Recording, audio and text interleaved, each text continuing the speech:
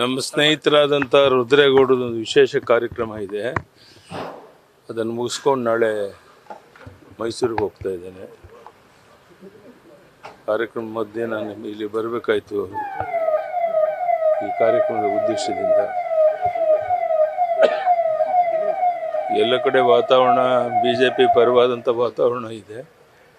ನಮ್ಮ ಅಪೇಕ್ಷೆ ಇದೆ ಈ ಬಾರಿ 28 ಲೋಕಸಭಾ ಕ್ಷೇತ್ರ ಗೆದ್ದು ಪ್ರಧಾನಿಯವರಿಗೆ ನಮ್ಮ ರಾಜ್ಯದ ಒಂದು ಕೊಡುಗೆಯನ್ನು ಕೊಡಬೇಕು ಅಂತ. ಅದಕ್ಕೆ ನಮ್ಮ ಸಾವಿರಾರು ಜನ ಕಾರ್ಯಕರ್ತರು ರಾತ್ರಿ ಶ್ರಮಿಸ್ತಾ ಇದ್ದಾರೆ. ಅದರಲ್ಲಿ ಯಶಸ್ವಿ ಆಗ್ತೇವೆ ಅನ್ನೋ ವಿಶ್ವಾಸ. ಶೆಟ್ಟರ್ ಅವರು ಬಂದಿದ್ದಾರೆ. ನೆಕ್ಸ್ಟ್ ಲಕ್ಷ್ಮಣ್ ಸವದಿ ಅವರ ಸಾಧ್ಯತೆಗಳು ಮತ್ತೆ ಇಲ್ಲ, ನಾನು ಇನ್ನೂ ಮಾತಾಡಿಲ್ಲ. ಅವರ ಮನಸ್ಸಲ್ಲಿ ಏನಿದೆ ಗೊತ್ತಿಲ್ಲ, ತಿಳ್ಕೊಂಡು ಮಾತಾಡ. ಟಚ್ ಅಲ್ಲಿ ಇದ್ದಾರೆ ಅಂತ ಹೇಳ್ತೀರಾ ಸರ್ ಪಕ್ಷ ವರಿಷ್ಠರು? ನನಗೆ